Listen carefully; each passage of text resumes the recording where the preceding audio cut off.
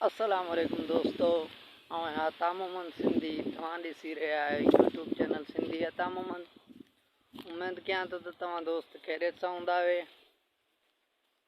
दोस्तों अॼु व्लॉग शुरू करण खां पहिरियां तव्हां दोस्तनि खे हिकिड़ी नंढड़ी गुज़ारिश आहे। जेके बि दोस्त मूंखे यूट्यूब चैनल ते पहिरियों भेरो ॾिसनि था, महिरबानी करे सभु खां पहिरियां उहे मुंहिंजे चैनल खे सब्सक्राइब कनि।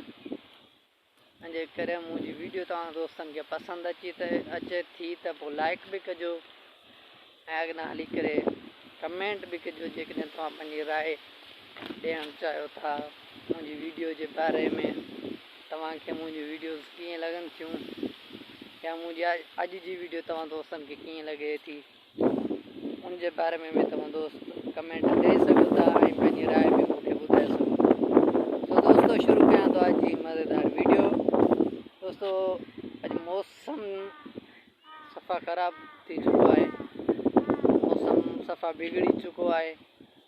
अञा फसलन मां अगे भी पानी ख़त्म न थियो हो, सो वरी अॼु बारिश हल्की हल्की बारिश भी हले थी ऐं हवा हले थी तमाम तेज़ी सां। ऐं इहा हवा मुंहिंजे कैमरे में भी तव्हांखे रिकॉर्ड में अची रही हूंदी ऐं मुंहिंजा ही कपिड़ा ॾिसो था त पुसजनि था, यानी हल्की हल्की बारिश भी हिते शुरू थी चुकी है।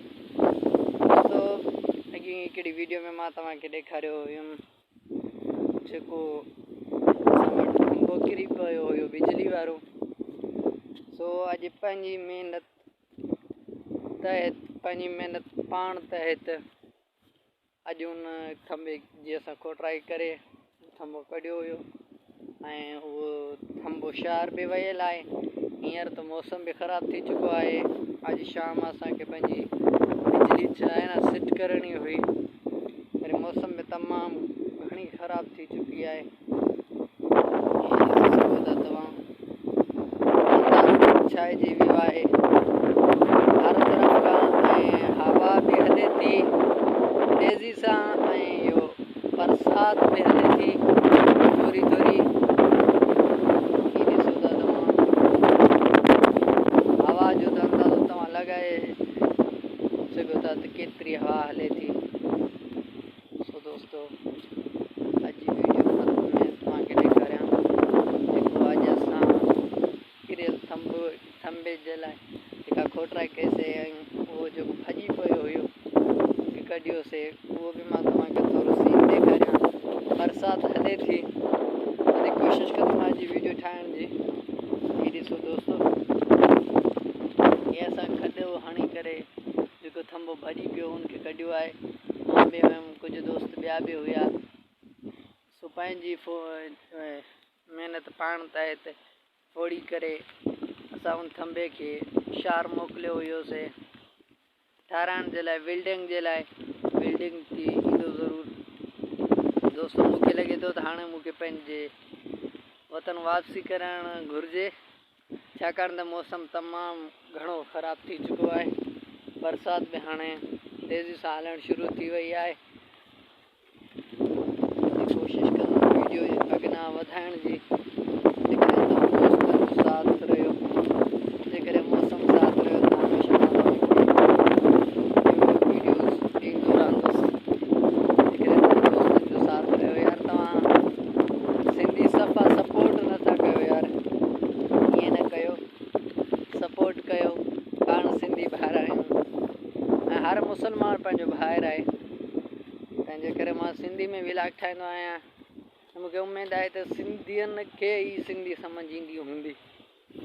ॿियो अहिड़ो ख़ासि करे कंहिं पंजाबी खे या मां नथो चई सघां त मूंखे नथो लॻे कंहिं पठान खे या ॿिए कंहिं अहिड़ी क़ौम वारे खे या कंहिं बलोच खे सिंधी सम्झ ईंदी हुजे। जंहिं करे तव्हां सिंधी जे सपोर्ट जी ज़रूरत आहे।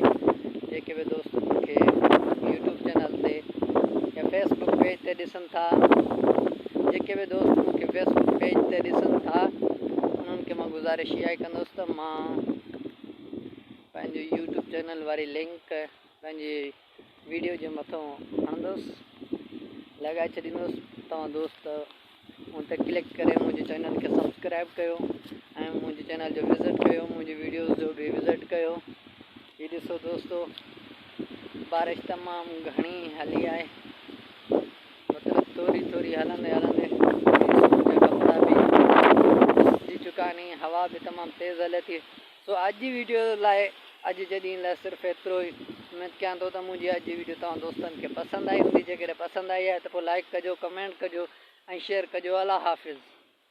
बरसात तेज़ आहे इन जे करे अल्लाह हाफ़िज़। चैनल मुंहिंजे खे सब्सक्राइब करणु दोस्तो न विसारिजो।